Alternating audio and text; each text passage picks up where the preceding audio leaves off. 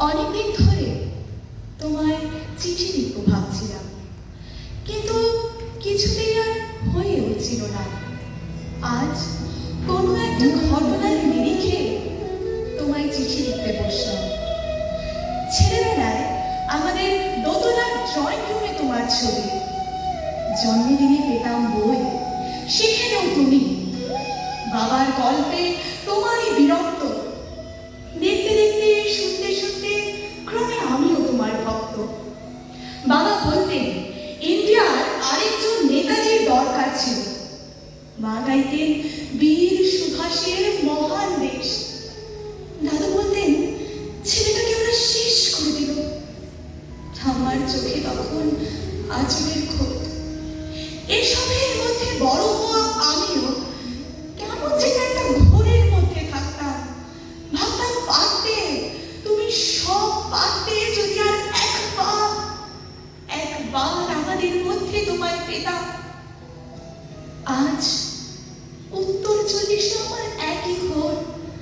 তুমি পারতে, কেননা দেশের মাটিতে দেশপ্রেমের মতো জোরহার একটা ঝাঁকুনি দেওয়ার ক্ষমতা তখন আর কারো ছিল না।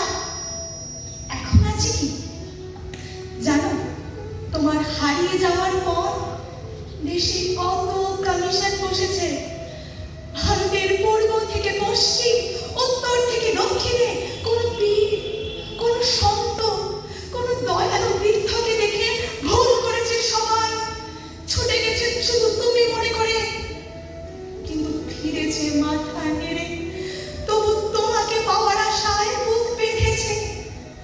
তুমি তো শুধু বসু বাড়ির নও, গোটা ভারতবর্ষের মণিকোঠার হীরক, যার আলোর শুদ্ধতা কালোকে সাদা করতে পারে। এই বিশ্বাসে ভর করে সবাই ভেবেছিল তুমি আসবে আসবে, কিন্তু এলে না। কেটে গেল অনেকগুলো বছর, পেরিয়ে এলাম জীবনের অনেক গলি খুঁজে। তুমি এখন বিমানবন্দরে, সভা সমিতিতে, রিসার্চ ব্যুরোতে, এমনকি ছেলের নামকরণে। শুধু এই হৃদয় যেন দোলা দেয় না। জানো, তোমার জন্মদিনটা এখন সবাই ছুটির দিন বলে আয়েশ করে উপভোগ করে। আর ছেলেরা, তারা তো এখন দেশ থেকে বিদেশের খবরই বেশি রাখে। আর মেয়েরা, তারা স্বাধীনতার খেলায় জুড়ে হতচকিত। শুধু এই মাটিটা এখনো কাঁদে, সেই কান্না যেন ভূমিকম্প, খরা, রেলগেট ও বন্যা হয়ে চারিদিক ভাসিয়ে দেয়। এখনো অভিমান করে শুয়ে থাকবে রেলকোচিতে।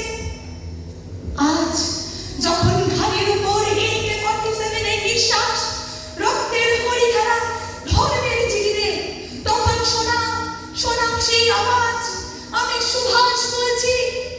মেয়েটা দৌড়ে এসে বলবে, মা দেখো উনি আসছেন। পাশের বাড়ির মেসোমশাই ডাকবেন জানলা দিয়ে, বৌমা আমি বলিনি উনি ফিরে আসবেন। খোলা জানালার ধারে দাঁড়াবেন মায়েরা, তাদের ডান হাতে শঙ্খ বা চোখে জল। নদী হবে উত্তাল, নৌকা বেসামাল, পরাণ মাঝিও যাবে উনি আসতেছে। সবুজ মাঠে শিশুদের হাতে পতাকার তোলা, উনি আসছেন, উনি আসছেন, উনি ফিরে আসছেন। আজ